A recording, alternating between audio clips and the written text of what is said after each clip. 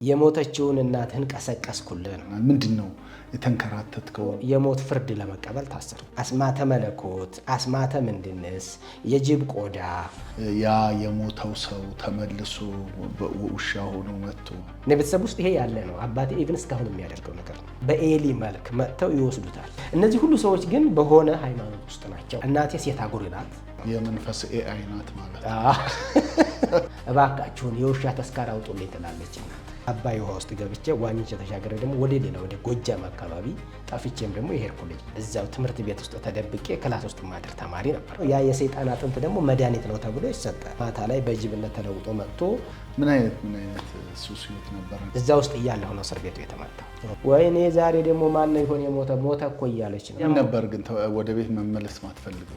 በዚህም አይን ያለው ሰዎችን ለመስዋዕትነት ጭራቅ የሚባለው ማለት ነው። ጋራባስ ይዞ ነው የሚያዞረው ልጌ ነው። እኔ የሶስት ሰዓት መንገድ ሄጄ ሲጋራ የገዛሁበት ቀን አለ። የሞተችዋ እናቴ ከኔ ጋር እንዳለች ከተቀበረበት ገንቦ ያረጉታል።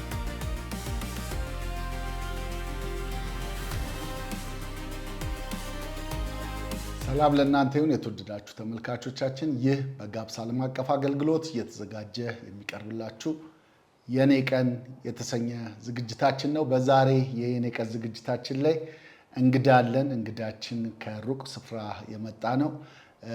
ዛሬ ከሱ ጋር በጣም መልካም ቆይታ ይኖረናል። ብዙ ያሳለፋቸው ህይወቶች አሉትና ደግሞ በወንጌል ስራ ደግሞ በብዙ ተጋድሎ ውስጥ እያገለገለ ያለ ብርቱ የጌታ አገልጋይ ነው። እንግዳችን ጥሪያችንን አክብረ ዋጋ ከፍለ እዚህ ድረስ ስለመጣ ከልብ እናመሰግናለን። እንግዲህ ያው እኛ ሁሌ ስንጀምር የምንለው ነገር አለና የኋላው ከሌለ የፊቱ የለምና የኋላው ወርቁ አዳሙ ማን ነበረ?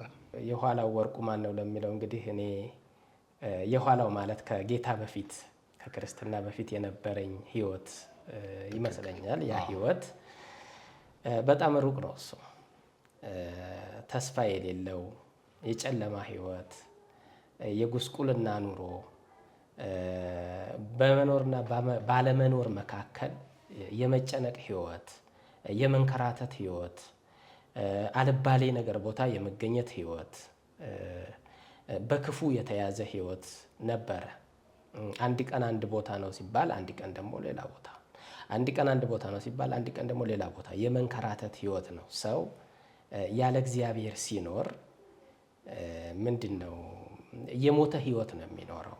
በጉስቁልና ውስጥ ነው የሚኖረው፣ በስቃይ ውስጥ ነው የሚኖረው፣ በሐዘን ውስጥ ነው የሚኖረው፣ በለቅሶ ውስጥ ነው የሚኖረው፣ በበሽታ ውስጥ ነው የሚኖረው። ይሄም ደግሞ ከእግዚአብሔር የተለየ ህይወት ነው ማለት ነው። አጠቃላይ የምታስታውሳቸው በዛ ጊዜ ላይ ኃይለኝነቱ፣ አሁን መንከራተቱን ብዙ ደጋግመህ ነግረህናል። ምንድነው የተንከራተትከው? እንዴት ነው? ምን አይነት ህይወት ነበረ? ላይፍ ስታይል ምን ይመስል ነበር? በጣም ከባድ ነበረ። ከልጅነት ጀምሮ ከትምህርት ቤት ጀምሮ ያለውን ባወራው ይቀለኛል። ከቤተሰብ ጋር የምኖረው ኑሮ፣ በትምህርት ቤት ያሳለፍኩትን፣ ከዚያም በኋላ ደግሞ በሌላ አካባቢዎች በመንቀሳቀስ ያሳለፍኩትን አጠቃላይ ስዳስሰው በትምህርት ቤት ከቤተሰብ ጋር ግጭት ነበረና ከ1 እስከ 4 በምንማርበት ትምህርት በገጠር ትምህርት ቤት 7 ሰዓት ወደ ቤት ስንለቀቅ ባንዲራ ካወረድን በኋላ ወደ ቤተሰብ ላለመሄድ እዛው ትምህርት ቤት ውስጥ ተደብቄ ክላስ ውስጥ ማድር ተማሪ ነበር። እዛው ውስጥ ተኛለሁ። ዘበኛ ብዙ ቀን ማን ነው በሚል በጥበቃው በማነጻጸር ውስጥ እስከ ቤተሰብ ድረስ ወቀሳ የደረሰበት ነበረ። በትምህርት ቤት ነው ይሄ። ለምን ነበር ግን ወደ ቤት መመለስ ማትፈልገው? ማይመቹ ነገሮች ነበሩ። ምክንያቱ የቤተሰብ ጫና የሚባል ነው። ነገር ግን እሱ የመናፍስቱ አሰራር እንደሆነ ነው የምረዳው። ቤተሰብን ያለማክበር፣ አሁን ይሄ የቤተሰብ ተጽዕኖ ሳይሆን መንፈሱ በሰዎች ላይ የሚሰራው ነገር ነው። አለመታዘዞች የሚያመጡት ነገር ነው። እንዳይታዘዙ የሚያደርግበት ነገር ነው። ያለ እግዚአብሔር ህይወት ሞት ነው የምለው እዛ ላይ ነው። ምንም አያውቅም እግዚአብሔርን የማያውቅ ሰው። አንድ እግዚአብሔርን የማያውቅ ሰው ከቤተሰብ ጋር እንዴት እንደሚኖር አያውቅም። ከማህበረሰብ ጋር እንዴት እንደሚኖር አያውቅም። ከጎረቤት ጋር እንዴት እንደሚኖር አያውቅም። ለማን ምን መታዘዝ እንዳለበትም አያውቅም። እና ምክንያት ቤተሰብን በማድረግ ምክንያት የሌሉ ሰዎችን በማድረግ በህይወት የሌሉ ሰዎችን በማድረግ እንዲህ አደረገን ይችኛው እንዲህ አደረገችኝ በሚለው ራስን እዛ ነገር ውስጥ የመክተት ነገር ነው። እኔ እንደምረዳው አሁን ላይ ሆኜ አሁን ባለኝ እውቀት እንደምረዳውና እዛ ትምህርት ቤት ውስጥ ወንበር የሌለው በጭቃ የተሰራ ድልድይ የሚባለው እንትን ውስጥ ነበር ማድረው ትምህርት በመማርበት ጊዜ። ከዚያም በመቀጠል ደግሞ ያ ትምህርት ሰኔ ላይ ተጠናቆ ከደረጃ ተማሪነትና ከሽልማት በኋላ ወደ ሌላ አገር ጠፍቼ ከነበርኩበት ከዚህ ደራ ከሚባለው አካባቢ ወደ ሬማ ድሪ የምትባል ወደ ቦረና ወሎ አካባቢ ደግሞ ጠፍቼ ሄጄ በረኝነት ተግባር ላይ ደግሞ እዛ በረሃ ውስጥ እቀመጥ ነበረ። ይሄም ከርታታ የሚባለው አጋንንት ሰዎችን ያቅበዘብዛል፣ ያንከራትታል የምንለው እዚህ ላይ ነው። ሰዎች ከዚህ ስራ እንዲላቀቁ ወንጌል የሚሰበከውም ለዚህ ነው። ወንጌል ባላወቁት መንገድ ምንም ነገር ያደረጉ የማይመስላቸውን ሰዎች ያንከራትታል፣ ከቤተሰብ ያወጣል።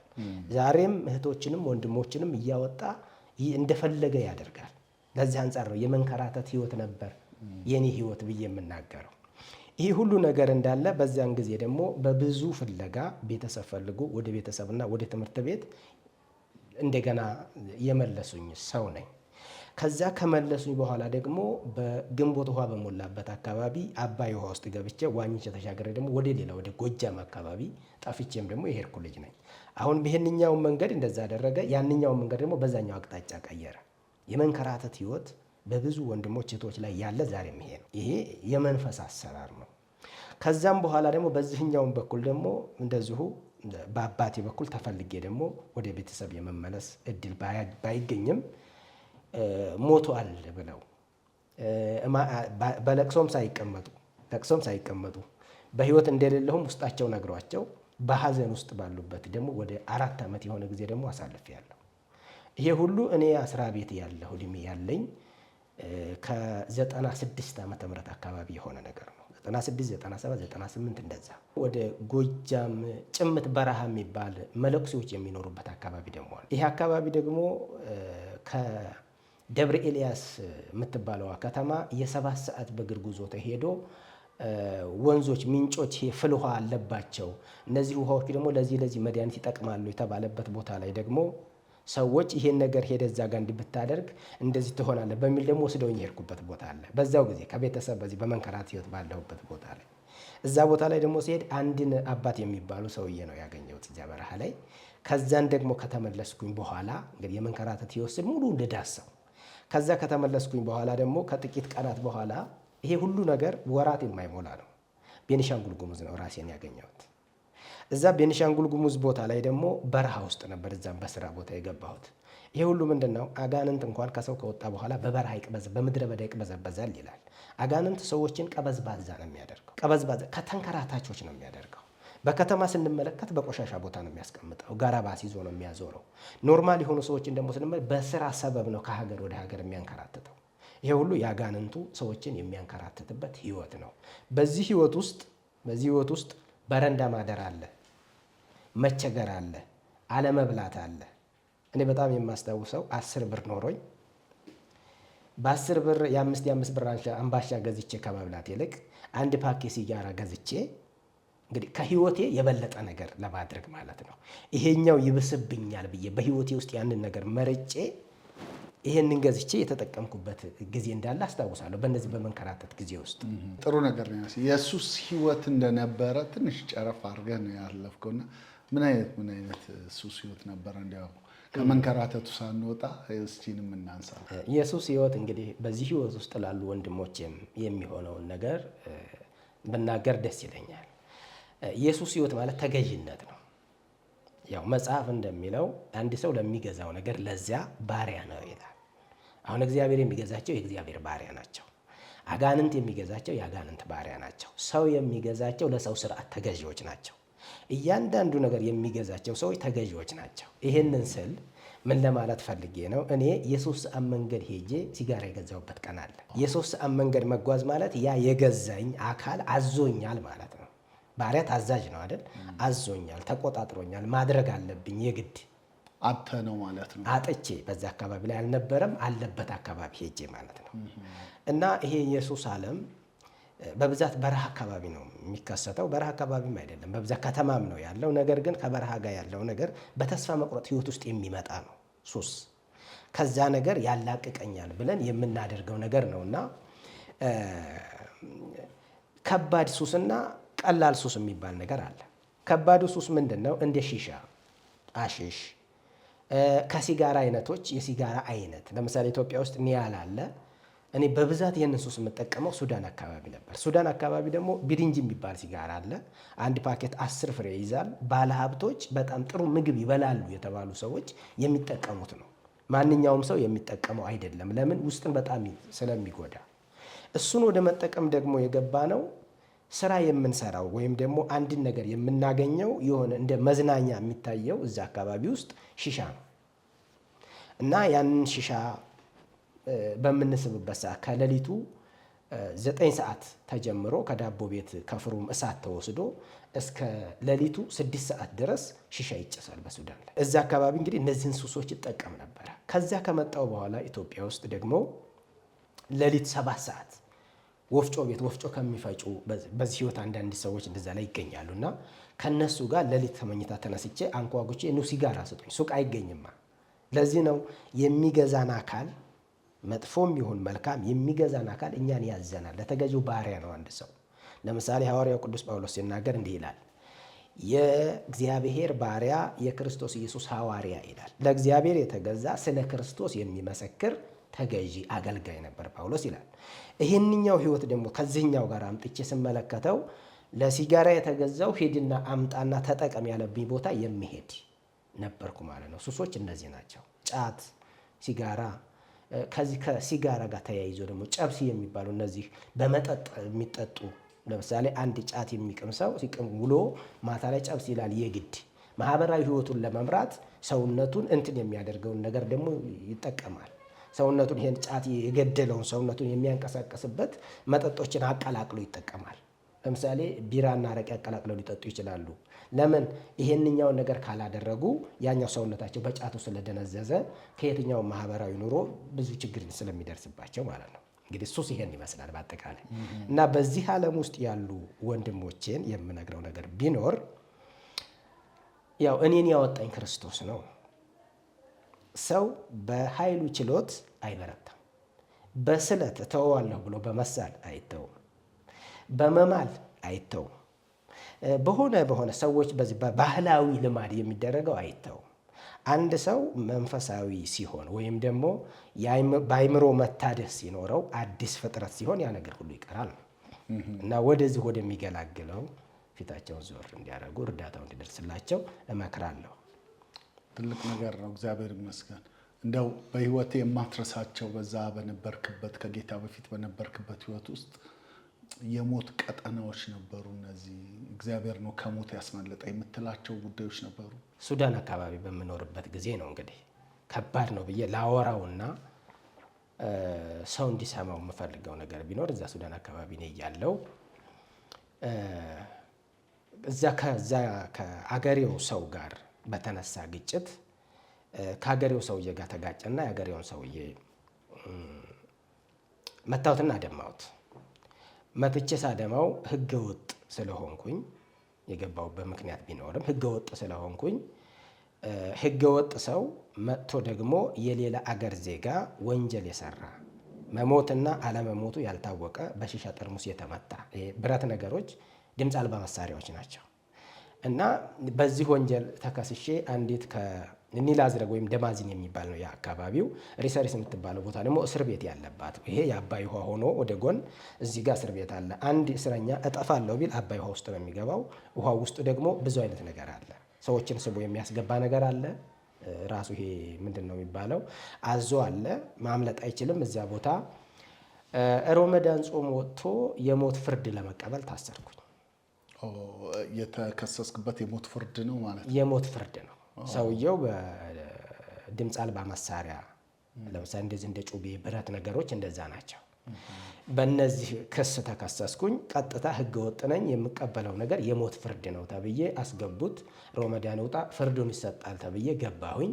ፍርድ ቤትም ማህከማ የሚባል ቦታ ለመሄድ እድል አልተሰጠኝም።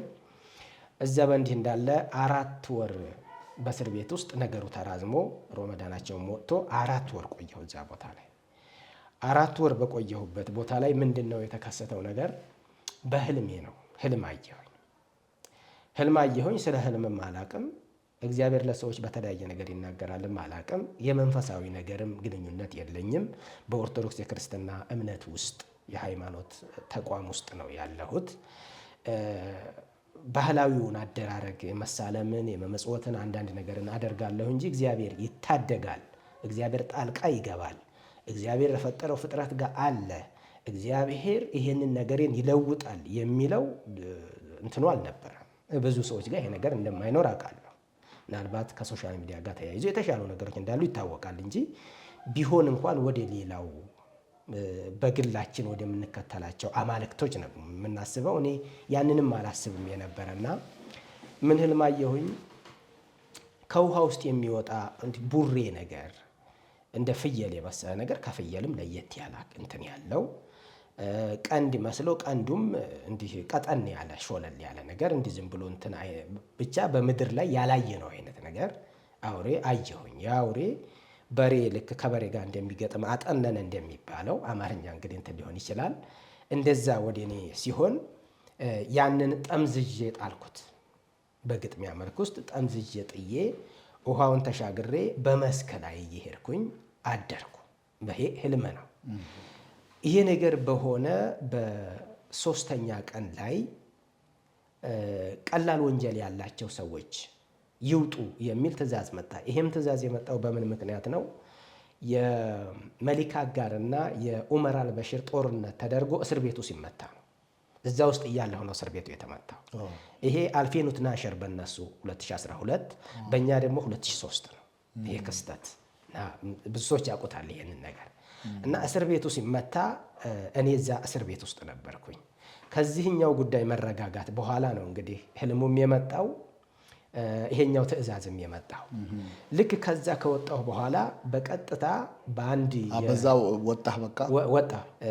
ምንም እዛው ነው ጥያቄውን የተጠየቅነው። ወደ ከተማዋ ለመውጣትም ሌላ ብጥብጥ ተነስቶ ስለነበረ ከዚያ ወጥቼ አበሾች ያሉበት ቦታ ገባሁኝ። አንድ እንድሪስ የሚባል የከሚሴ ተወላጅ ልጅ ለሀበሾቹ እንደ ኃላፊ ሆኖ እዛ ጋር የሚቀመጥ ህገወጥ በብዛት ስለሚመጣ አንዳንድ ነገር ሲደረግ እሱ ነው እንትን የሚለው ወንጀሉ ከባድ ካልሆነ በቀር።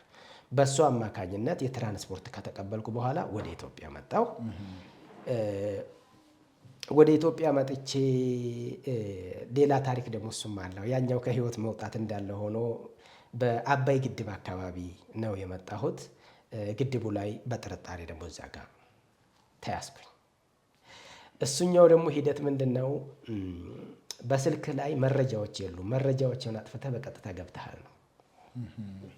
መረጃዎችን አጥፍተህ በቀጥታ ገብተሃል። ሚሞሪም የለም። ካሜራ ይዣለሁ። ካሜራውም ከአሁን በፊት ተጠቀምበት የነበረው እንትኑ የለም። ይሄ ጥርጣሬ ነው፣ ያለበለዚያ በቃ መውጣት የለም በሚል እዚያ ጋር ደግሞ ከዛ የኢትዮጵያ ነው ኢትዮጵያ ነው ይሄኛው ቤኒሻንጉል ጉሙዝ። እዚህኛው ደግሞ ከ40 ቀን በኋላ ወጣ። ከ40 ቀን በኋላ አንድ የማላውቀው ሰው ዋስ ሆኖ አስወጣኝ። የዘበኞች ኃላፊ የነበረ አላውቀውም፣ ዋስ ሆኖ አስወጣኝ። ከዚያን በኋላ እንግዲህ ወደ አገር ቤት መጣሁ። አገር ቤት ከመጣሁ በኋላ በአገር ቤት ቆይታዬ አልመቼ ሲል ከ2 ዓመት ቆይታ በኋላ 2006 ላይ ከቤተሰብ ወደ አዲስ አበባ መጣሁ። ከአዲስ አበባ በእግር ጉዞ ወደ አምቦ ቀጠልኩኝ። ይሄኛው እንግዲህ ሌላ ታሪክ ነው። ይሄኛው ደግሞ ወደ እሱ ከመግባታችን በፊት ግን እዛው በኖርክበት ባደግክበት አካባቢ ያለ ከመናፍስቱ ዓለም ጋር ያሉ ልምምዶች አሉና አንተ እንደዛ አይነት ነገር አጋጥሞ ያውቃል? እንዲህ መናፍስት ጠሪ ቤት ወይ ሙታን ሳቢ ቤት ሄደ እዛ አካባቢ ያሉ ያልተለመዱ ነገሮች ሰዎች እውነት የማይመስላቸው ብዙ ነገሮች አሉና የምታስታውሰው ነገር ካለ? በተወለድክበት ቤት ነው የሚባለው ብዬም አምናለሁ። ለምንድን ነው ይሄ ከዚህ እንደው ስም መጥራት ብዙ ጊዜ የእኛን ስም ያጎድፋል እንጂ እንደው እኔ ባለሁበት አካባቢ በጣም ረዘም ካለ ስፍራ ተነስቶ ከአዲስ አበባ ጥግ ተነስቶ እኔ በምኖርበት አካባቢ ይሄ በዚህ መስመር ያለው ብዬ ላውራው አካባቢ በዚህ ነገር የተጠመደ ነው። እነ ጠቋር የሚባሉ መጥቆራ፣ እነዚህ ውቃቢ፣ ቃልቻ፣ ፈረስ፣ እነዚህ ቢታ፣ የሚባሉት ጠንቋይ፣ አዋቂ እየተባሉ ቡዳ፣ ባለእጅ፣ ኮከብ ቆጣሪ እየተባሉ የሚነገሩትና በመናፍስት አሰራር ውስጥ ሆነው የሰው ልጆች በጣም አታክ የሚያደርጉት ሁሉ በዚህ አካባቢ በትክክል ይተገበራሉ። እኔ በጣም የማስታውሰው ነገር አንድ ጊዜ ከአንድ ለመሸፈት የሚጎናበድ ጓደኛ ጋር መሳሪያ ይዘን በሰፈር ላይ ለመሸፈት አስበን አይደለም፣ አክሽኑን እርምጃውን ወስደነዋል። ያ ልጅ እስኪ ቆይ የሚሆነንን ነገር ክፍላችንን እንጠይቅ ብሎ አንድ ሙታን ሳቢ ቤት ይዞኝ ሄደ። እመጣለሁ ወደ ቤተሰብ ያልኩት ጋር ቅድም ወደ ሙታን ሳቢ ጋር ይዞኝ ሄደና እዛች ሙታን ሳቢ ቤት እንደደረሰን ሁለት ብር ለግብር ኪን ለሚባለው ነገር መንፈሱ እንዲናገር የሚሰጥ ገጸ በረከት እንዲናገርልኝ በረከት ማበርከት አለብኝ። ግዴታ ካልሰጠ አይናገርም። እንግዲህ ይህንን አጋጣሚ እንዴት መግለጽ የምፈልግበት ሂደት አለኝ። በዚሁ አጋጣሚ መግለጽ የምፈልገው እንዴት ነው፣ ከመስጠትና ከመናገር ጋር የሚያያዙ ነገሮች ሁሉ የዚህ አሰራር ውጤት ናቸው። በተለያየ ቦታ በቤተ ክርስቲያንም በቸርችም ሊሆን ይችላል። እንዲህ አድርግልኝና እንዲህ አደርግልሃለሁ የሚባለው ነገር ሲደረግለት ከዛኛው ጋር የሚቀበለው ነገር ነው ማለት ነው። በሱ ይገለጣል ማለት ነው። ለምሳሌ የእግዚአብሔርን ነገር ለማውራት የእግዚአብሔር ጸጋ መንፈስ ቅዱስ ተሞልቶባቸው ተናገሩ እንደሚባለው ይሄኛውን ነገር ሲቀበል ደግሞ ያንኛው ነገር የሚናገርበት ነው ብዬ ነው የምረዳው። ተሰጥቶ የሚደረግን አገልግሎት ሁሉ ማለት ነው። እና እዛ ቦታ ከሄድኩ በኋላ ምንድን ነው የሆነው? ሁለት ብር አስቀምጡ ተባለ። ሁለት ብር ተቀመጠና የአክስት ልጅ ሰው ገሎበት ነበር አብሮኝ የሄደው ልጅ የሄደው። እኔ ደግሞ ለወደፊት ዕጣ ክፍል ዕጣ ፈንታዬ ምንድን ነው የኔ ክፍል? አንድ ሰው ንግድ ሊጀምር ሲሄድ የሚጠይቀው ጥያቄ ማለት ነው፣ ምንድን ነው እኔ የምሰራው? አንዳንድ ጊዜ ተመልከቷቸው፣ የማይሰቅ ሰልባጂ ይዘው እድሜ ልካቸው ፊታቸው ጠቁሮ ከስተው ጉስቁል ብለው የሚዞሩ ልጆችን ታገኛላቸው። ከዚህ ውጭ እንጀራ የለህም ተብሎ ነው ያ ሰውዬ። አንዳንዶቹ ደግሞ ያልባሌን ነገር ሁሌ ይሸጣሉ። ሁሌ ሰው ይመክራቸዋል፣ ወዷቸው እየቀረባቸው ያናግራቸዋል። ነገር ግን ከዚህ ስራ ውጭ አንተን በህይወት የሚያኖር የሚሆን የሚያዋጣ የለም ስለተባሉ ያንን ነገር ይይዛሉ። እነዚህ ነገሮች ከዚህ ነገር ጋር የተያያዙ ናቸው። እና እዚያ ቦታ ላይ ምንድን ነው የተፈጠረው? እኔ ያንን 2 ብር ተብዬ ስሰጥ ሳንቲም ብር ነው የሚሰጠው። ስሰጥ ሳንቲም ነው የሚሰጠው፣ ብረት ጋር የተነካካ ነገር። እሱ ደግሞ ሌላ ጉዳይ አለው በራሱን የቻለ። ብረት የሚሆን ወረቀት አይሰጥም። 10 ብር ብትል 10 የብር አንዳንድ ብሮች ወይ ስሙኒ ተጨምሮ ሽልንግ ተጨምሮ ለሆነ ነገር ባለው መልክ ነው የሚሰጠው። ይሄ ነገር እንግዲህ 98 ዓመተ ምህረት አካባቢ ይመስለኛል፣ ልጅ ነኝ። እናቴ ደግሞ 92 አካባቢ ነው የሞተችው።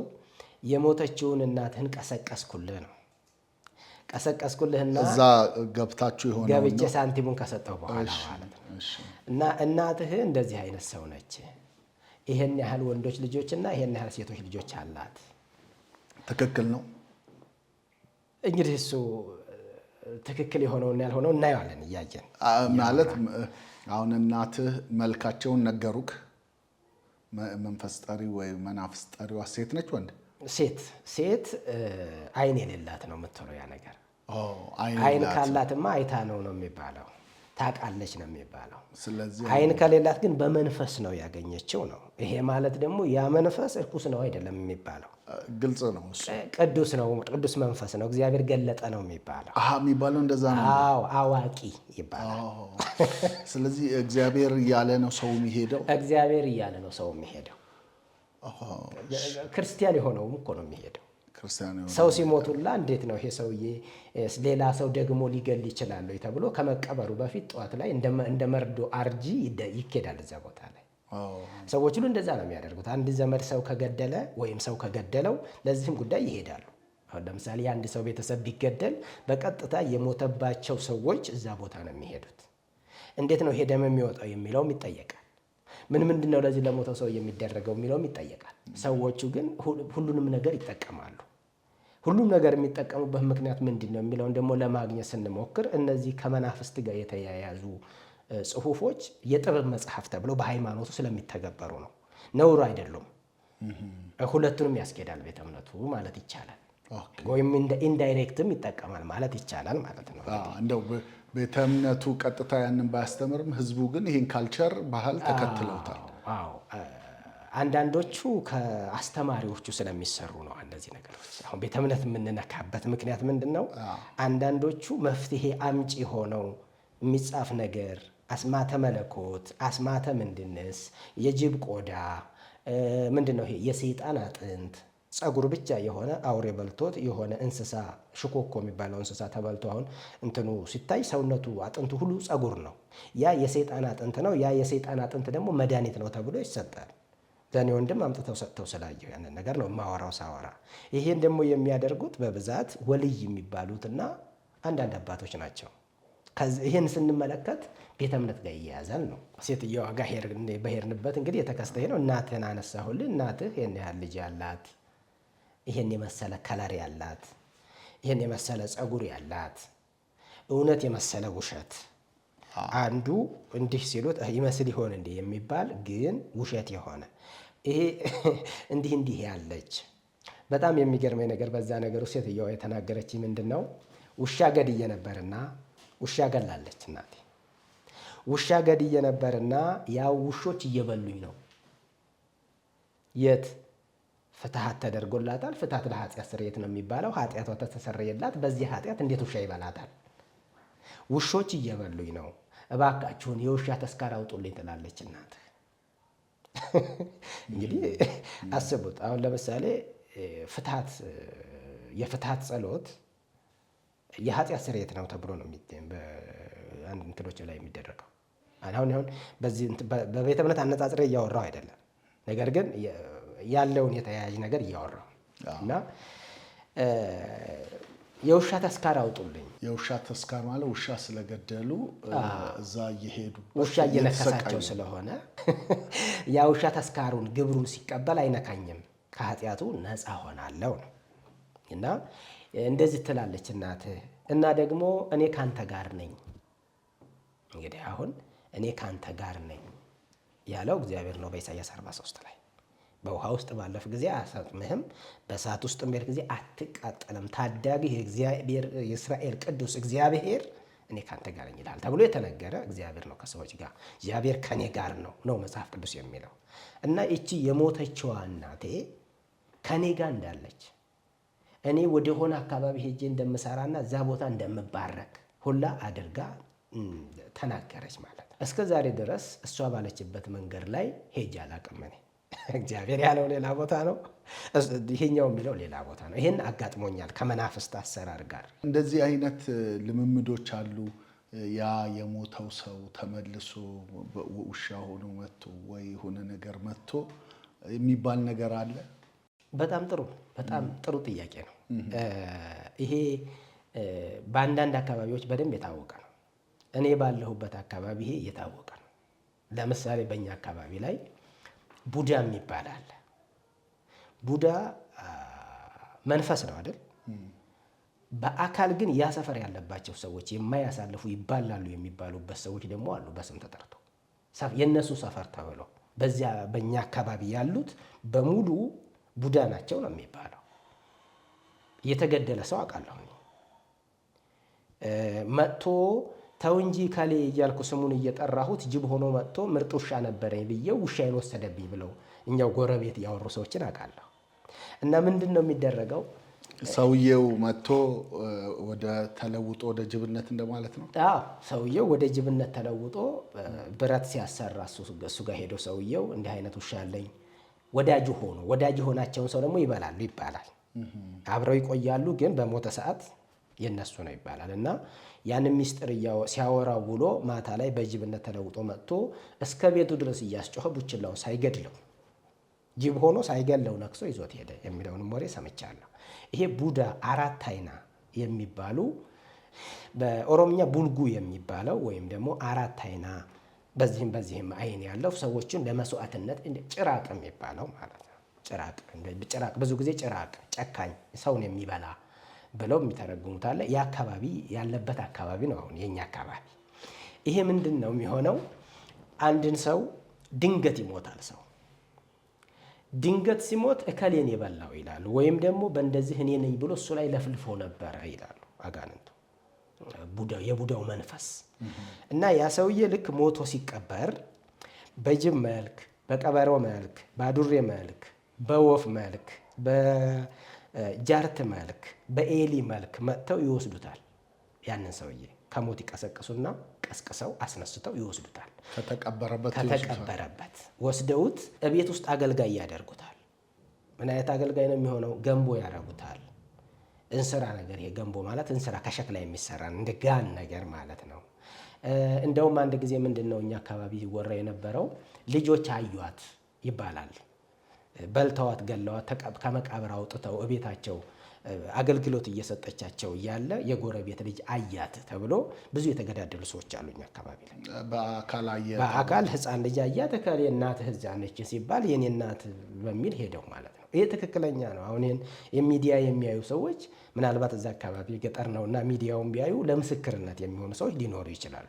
አሁን ለሰዎች ግልጽ እንዲሆንላቸው ለምሳሌ ያቺ ሴት ሞተች፣ ተቀበረች። ከተቀበረች በኋላ መንፈሱ ይወስዷል ከናካሏ። ከዛ ይወስድና በህይወት ትቀጥላለች። እዛ ባሪያ ሆነ አንድ ቤት። እንግዲህ የምታስብ የምትመረምር አይነት አይደለም የምትሆነው። ኦኬ እንደተወራልንም እንደሚሉትም ነገር ቢሆን እኔ በአካል አላየሁም እንጂ ኖርማሊ የማሰብ እንትን ያላት አይነት ሰው አይደለም የምትሆነው። ለነሱ ግን በነኳት ነገር የምትንቀሳ እንደ ሮቦት አይነት ነገር ነው የምትሆነው ማለት ነው። ግዑዝ ነገር ሆና አምጪ ያሏትን የምታመጣ በብዛት ወፍጮ ያስፈጫቸዋል ነው የሚባለው። ይሄ ወፍጮ አለ ወፍጮ እንዲህ የመብራት ችግር ያለበት አካባቢም ስለሆነ እንደዛ እንግዲህ ለማስረዳት ይጠቀሙት አላቅም። ብቻ ወፍጮ ይፈጫሉ ቤት ውስጥ በብዛት ወፍጮ ፈጭ ነው። የመንፈስ ኤአይ ናት ማለት ይሄ አለ እና ይሄ የመናፍስቱ አሰራር አለ ነው በዚህ አካባቢ ላይ። አሁን እኔ በገለጥኳቸው አካባቢዎች ላይ በብዛት አሁን ስማቸው መጥራቱ ሌላ ስም ያጎድፋል እንጂ እዚህ ቦታ ብዬ መጥራት ይችላል። የመናፍስት አሰራር ሙታን ሳቢ ከአንዳንድ እንትንም ላይ ግልጽ ሆኖ የማይቃወሙት ጠንቋይ ቤት አትሂዱ ይላል። አሁን ሃይማኖት ጠንቋዩ ማን ነው ነው ትልቁ ጥያቄ። አሁን እኮ ትልቁ ጥያቄ እዛ ጋር ነው ያለው ማለት ነው። ሙታን ሳቢው ማን ነው ነው። እንግዲህ ለምሳሌ አሁን እኛ በቤተ እምነታችን የሚጠጣ ሰው ቢኖር እኮ መጠጣቱ መልካም ሆኖለት ከኛ ጋር ህብረት አያደርግም አይደል እንዴ? ይወቀሳል፣ ይመከራል። ያኛው ግን ኖርማል ነው፣ ከቤተሰብ የተለየ ነው፣ ከቤተ እምነት የተለየ ነው እንዳንለው ኖርማል ነው። የማንኛውም ልጅ ብትሞት እዛ ሙታን ሳቢ ጋር ይኬዳል፣ ኢንዳይሬክት ሄዶ ይጠየቃል። ይሄ ግን አይወራም። ቢወራም ሌላ ነገር ነው የሚያደርጉበት። ለዚህ ንግግር አሁን ሌላ ትርጉም እንደሚሰጡ አውቃለሁ።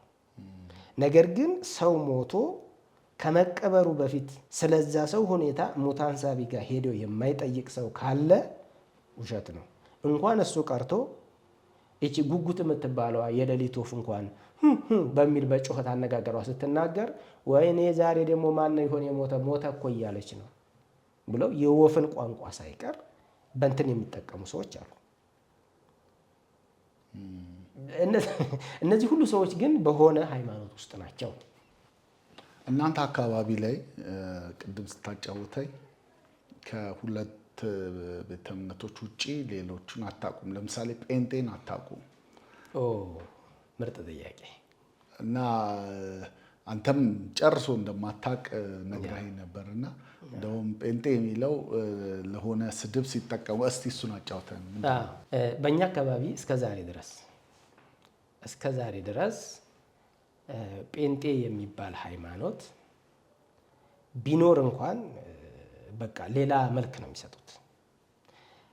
እኔ አሁን በሚያከብሩኝና ሌላ ስም በነበረኝ መልክ ነው ባትንኩት አይነት ነገር ነው እንጂ ሌላ ሰው እኔ በምናገረው እኔ እንደምደፍረው እኔ ደቦም ላይ ልቁም ክርስትናም ላይ ልቁም ቤተ ክርስቲያንም ውስጥ ገብቼ ስለምናገር በዚያ መልክ የሚኖር ሰው አይኖርም በእኛ አካባቢ ላይ። እንግዲህ ምስክሮች ሊኖሩ ይችላሉ ብዬ አምናለሁኝ በሚዲያው። ጴንጤ ማለት ከብትን ሲሳደቡ እርሻ እያረሱ የሆነ በሬ ከሚሄድበት ጉዞ ሳት ካለ ያንን በሬ የተቆጡበትን ነገር ለመናገር ይሄ ጴንጤ ምንድነስ ብለው የስድብ ቃል የሚናገሩበት እንጂ ሃይማኖት መሆኑን ማንም ሰው አያውቅም። ስድብ ግን ስድብ መሆኑን ያውቃሉ። ስድብ። ይሄ ደግሞ የሚሆነው እንግዲህ ለምሳሌ በ60ዎቹ አካባቢ ጀምሮ በወረዳ አካባቢ ላይ ይሄን የበጎ አድራጎት ተግባር በሚያደርጉ ወንጌል አማኞች ለምሳሌ መንገድ ስራ ላይ፣ የጉድጓድ ውሃ ቁፋሮ ላይ፣ በትምህርት ቤት፣ በሐኪም ቤት ሰው ለሰው ሚሽን ፎር ሚሽን በሚለው በእኛ አካባቢ ይንቀሳቀሳሉ። አሁን ለምሳሌ የኔ አባት የድንጋይ ግንብ ቤት አለውና ለዛ ድንጋይ ግንብ ቤት አባ ክታቡ የሚባል ስያሜያቸው ይሁን እዛ አካባቢ የሚሰይሙላቸው ይሁን አላቅም፣ ትምህርት ቤት ምናምን የሚያሰሩ ከሚሽን ጋር የሚሰሩ ሰውዬ ለተሰራው የድንጋይ ቤት ብር ሰጥተዋል። ሞዴል አድርገው ማለት ነው። ሞዴል አድርገው በግብርናውም ስራ ላይ በቡና በምናምን በተሰራውም ከድንጋይ በተሰራውም የግንብ ቤት የተሻለ ጎተራዎች፣ እነዚህ የእህል ማስቀመጫዎች በዚያ ለእኛ አባት ሽልማትም ሞዴል አድርገውም ሞዴል ገበሬ ብለው ስያሜ ሰጥተዋል። እነዚህ ወንጌል አማኞች ነበሩ። ይሄ ማለት የእኛ ቤተሰቦች ይሄን ነገር ያውቃሉ ማለት ነው። ጴንጤ ብለው ለስድብ የሚጠቀሙት ግን የማጥላላት ሰው እንዳይቀበለው ለማድረግ እነዚህ ይሄ ክፉ አይነት አልባሌ ነገር የሚያደርግ አይነት አስመስሎ ለማሳየት የሚጠቀሙት ነው እስካሁን ድረስ ማለት ነው። ሌላው በእኛ እድሜ ያለው ደግሞ ባለማወቅ ነው። በእኛ እድሜ ያለው ደግሞ አያውቅም። ይሄ ነው ያለው ነገር በዛ አካባቢ ላይ። አንድ የቀረ ነገር ቢኖር በቤተሰብ ውስጥ ብዬ ነበር ቅድምና፣ በቤተሰብ ውስጥ የኔ እናቴ ሴት አጉሪ ናት። የውቃቢ መንፈስ ነው ግን ክርስቲያን ናት። አጠቃላይ ቤተ እምነቱ የሚጠይቀውን መስፈርት ታሟላለች። ግን ደግሞ የውቃቢ መንፈስ የሚያጎራ መንፈስ ቲም ነበራቸው። ቲም አላቸው። ይሄ ዲደሆ የሚባለውን ዛፍ እየያዙ በቅቤ በሆነች ነገር እየያዙ አድባር እየቀቡ፣ ይሄ በትክክለኛ ነገር ማንም ሰው ሊናገረው የሚችለው ነው። ይሄንን ስንት አሁን እኔ ቤተ እምነቱን ከማንቋሸሽ ጋር እየሄድኩ አይደለም። መጋቢው ግን እረኛው የመጠበቅና የመመገብ ኃላፊነት እንዳለበት ላስገነዝብ ነው። እኔ የምጠብቃቸው የክርስቶስ ቤተ ክርስቲያን በእነሱ ላይ ኤጲስቆጶስ አድርጎ ከሾመኝ ወይም ደግሞ ግልገሎችን መግብ፣ ጠቦቶችን አሰማራ ተብዬ የእሱ የፍቅር አገልግሎት ንግግር እንዳደረገው ጌታችን ከጴጥሮስ ጋር በዮሐንስ 21 ላይ በዛ ሂደት ስንሄድ ያ የኔ የምጠብቀው በግ አልባሌ ቦታ ሲገኝ ያ ቦታ ልክ እንዳልሆነ መምከር እንዳለብኝ ለሰዎች ትምህርት እንዲሆን ነው። እና እነዚህ ሰዎች ወደ 30 የሚሆኑ ከበላ የሚባለው የሚመታው ነገር ድድው እያደረጉ የግሉ ዘፈን ሁላ አላቸው። ወደዚህ ወደ ቦረና ወሎ አካባቢ ደግሞ የግሉ ለሱ ብቻ የወጣለት ወለላው ነብይ እየተባለ የሚዘፈን የዘፈን አይነት አለው። ብዙ ሰዎች ያውቁታል። በሚስም መልክ የሚያደርጉት ማለት ነው። እና የኛ ደግሞ ሁለቱም እንትን ያለበት አካባቢ ስለሆነ ይሄ ነገር ያጠቃዋል። እና በቤተሰብ ውስጥ አንድ ጊዜ በጣም የማስታውሰው ነገር አባታችን ለመኖሪያ ቦታ ለወጠ። ከእርሻ ቦታው ቆረጥ አድርጎ ያንኛውን ያጎቱን የእርሻ ቦታ ጠየቀና እዚያ ቦታ ሳር ቤት ነገር ሰርቶ እዛች ያንኛውን አትክልት ቦታ አድርጎ ከብቶችና እኛ የምንኖርበትን ፍራሽ ለቡና አድርጎ እዛ አዲሱ ቦታ ሲገባ ከጀርባ ቤተክርስቲያን ነው፣ የገብርኤል ቤተክርስቲያን ነው። አንድ ቤት ብቻ ነው በመሀል ያለው፣ ጓሮ ነገር ነው እንዲህ በመሀል ያለው። እዛች አዲስ ቤት ተሰርቶ ተገባበት ቦታ ላይ እንደሄድን ውቃቢው ተነሳ። እናቴ ላይ አልቀመጥም እዚህ ቦታ፣ እዚህ የተረገመ ቦታ አምጥታችሁኝ አለ። የጉራት ማዕት ተሰበሰበ። እሪ ይላል፣ እኔ ወንዱ ይላል፣ እኔ ምንድን እሱ ይላል።